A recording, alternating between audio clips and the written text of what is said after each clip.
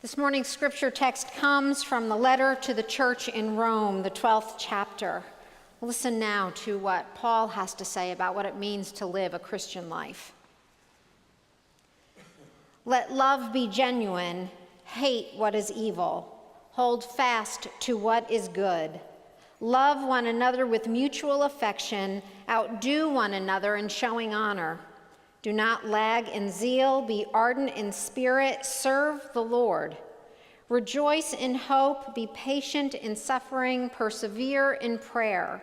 Contribute to the needs of the saints, extend hospitality to strangers. Bless those who persecute you, bless and do not curse them. Rejoice with those who rejoice, weep with those who weep. Live in harmony with one another.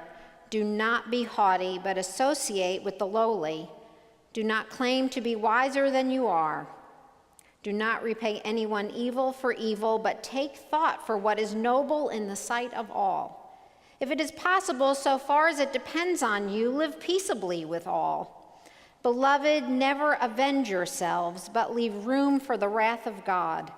For it is written, "Vengeance is mine, I will repay," says the Lord. No, if your enemies are hungry, feed them. If they are thirsty, give them something to drink. For by doing this, you will heap burning coals on their head. Do not overcome by evil, but overcome evil with good. This is the word of the Lord. Thanks be to God.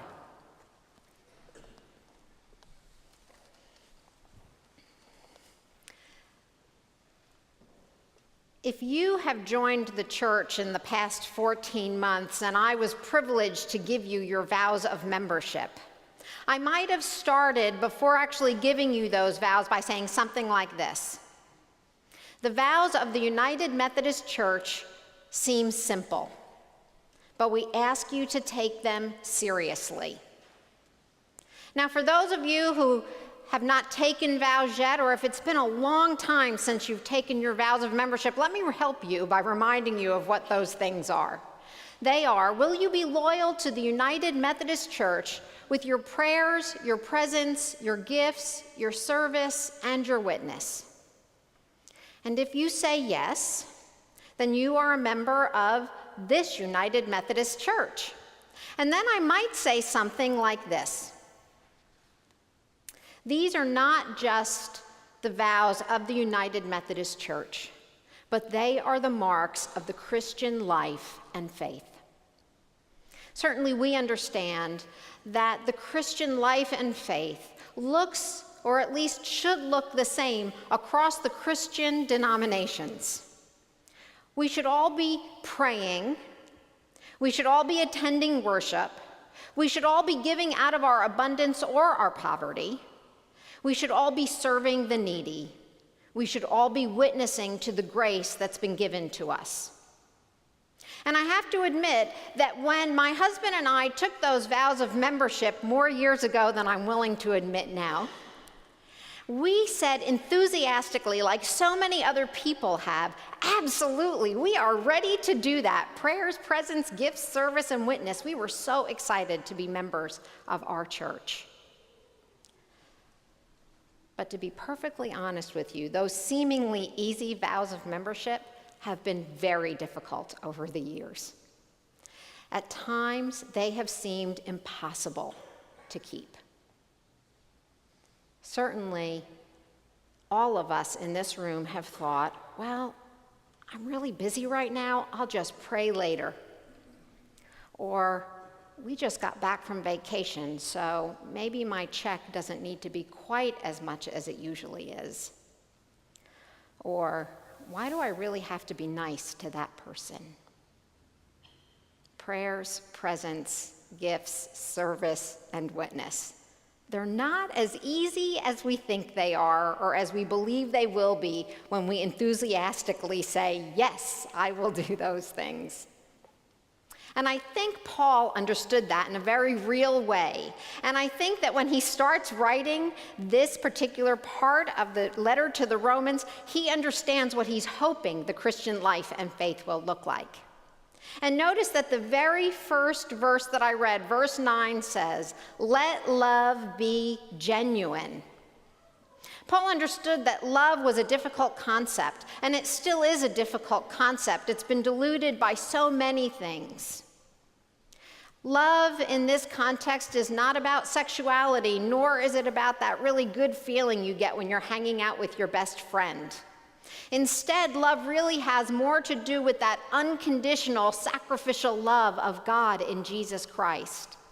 Let your love be like the love of Christ. And as a matter of fact, some of the translations that you read, instead of it saying, "Let love be genuine," starts this way: "Love is not hypocritical." Love is not hypocritical. And that's a sentence. And then if you read everything that follows in verses 10 through 21, what you really start to see is what unhypocritical love looks like. And it's not about you. It's all about the other, the community that you live in, the world that you participate in. And boy, does that get a little difficult. Love is not hypocritical. And then all that follows are the marks of the Christian life and faith. It's the kind of love that allows yourself to go beyond the walls of the church and reach out to the needy. It's the kind of love that allows you to, in your inner circle, invite people that you don't feel really comfortable with, people that you might not agree with, people that you might not even like a whole lot. It's the kind of love that says the marginalized deserve dignity. It's the kind of love that does not exclude people of color or people of different economic status or people from other countries. It's the kind of love that says it's not about me, but it's always about the other. And sometimes that love hurts. Recently, if you have been watching the news at all, you know that there was a missionary, Kent Brantley, in Liberia, serving in Liberia as a medical missionary, and he contracted the Ebola virus. And the Ebola virus is a deadly virus. There's really no absolute cure for that virus, but when he contracted it, we decided in the United States to bring him back. Medical personnel were going to bring him back. And if you were really paying attention to the news, you also heard that there were people that didn't want him to come back to the United States. As a matter of fact, Donald Trump said that we needed to leave him there and that it was okay if we sent medical personnel there, but do not bring this sick man back here because we don't want that in the United States. And then Washington, D.C. political analyst Ann Coulter actually said this in a column: "The man is an idiot for serving the people of Liberia." Very educated she is. It really showed up in high marks there. The idiot is a man. The idiot is not to be serving over there. After all, he can serve Hollywood here, and perhaps at some point in his call, he might actually turn one of those people in Hollywood to Christ. You know, what always amazed me about that is Kent Brantley was so clear about his call to be a medical missionary and how God had spoken into his heart and into his life to go and serve those people there. But he was an idiot for listening to God. If you listen to those voices, because those were only two in the plethora of voices that all said the same thing, then without a doubt you were filled with fear and anxiety. You were filled with mistrust. And I would venture to say that there was some hatred in your heart. Those are the voices of death. The voices that say it's only about me. The voices that say, I know what's right. The voices that exclude for its own sake, instead of embracing the children of God that God has called each one of us to serve and to care for. And we always have a choice about what voices we listen to. Kent Brantley's church, which was a Church of Christ, had a voice in this conversation. And you could choose to listen to that voice instead of the political and economic voices that were raging at the time. You could have listened to the voice that said, "We are praying around the clock for this man and his family." You could have listened to the voice that said, "We're asking for the community of faith to open its hearts in prayer and pray for whatever outcome." You could listen to the voice that says that the God that we serve has promised to never leave us nor forsake us, and that regardless of the outcome, we know that Kent and his family will be cared for. Regardless of whether he lives or dies, God will not abandon Kent or his family or his church community or the Christian community at this terrible time. What you didn't hear from them was repaying evil with evil. There were no evil words spoken about the people that were speaking evil against Kent and bringing him back to the United States. There was never any gossip. There was never any speculation. They chose, as much as it depended on each one of them, to live in peace with their community and their neighbors. You see, here we have the marks of life, full and abundant, the life that God has promised to us, those of us who are marked for life and not for death. Now, of course, I don't know what your response was to this or if you had any conversations about this Ebola thing.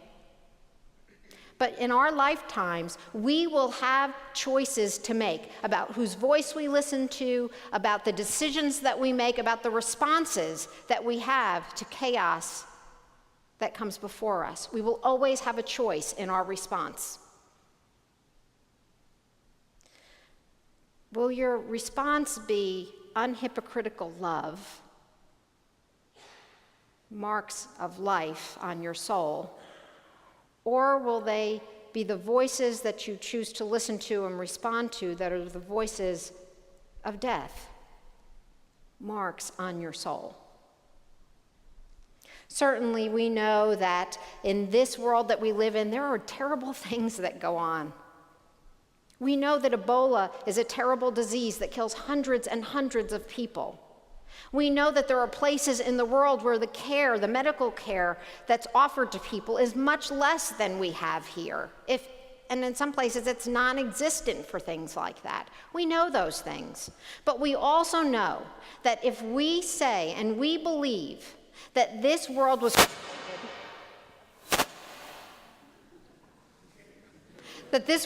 created by a good and a...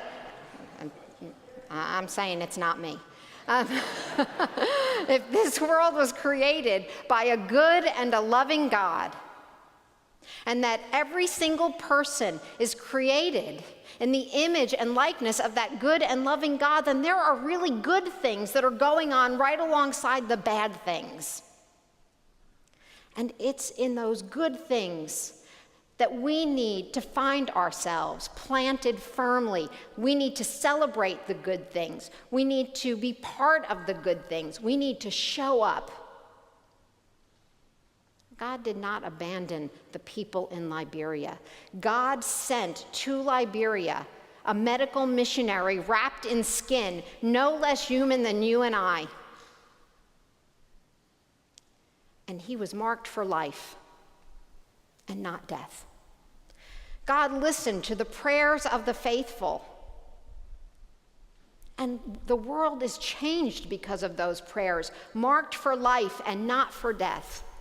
In this room, because of our prayers, our presence, our gifts, our service, and our witness, we are marked for life and not death.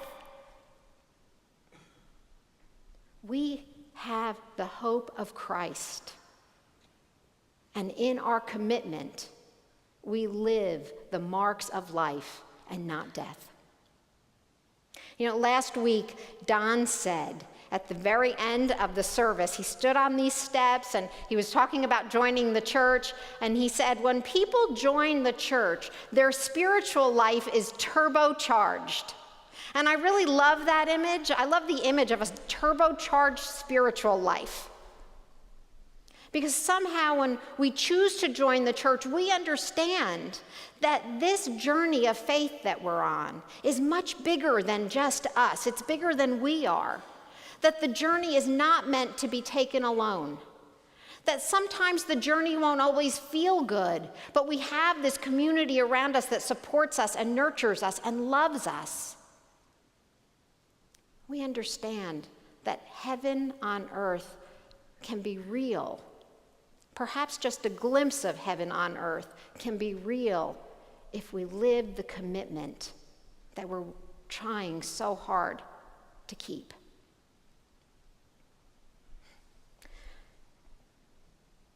And so if you're wondering how that really works, if you're thinking, well, she hasn't turned on the radio or the TV, she hasn't read the front page of the paper, how do you overcome evil with good? How do you not repay evil for evil? Live the commitment. Live your commitment to prayer, to worship in community, to give until it hurts, to serve the people you would least like to serve, to witness to the grace that has been poured into you. And then perhaps, as much as it depends on each one of us, we will live in peace.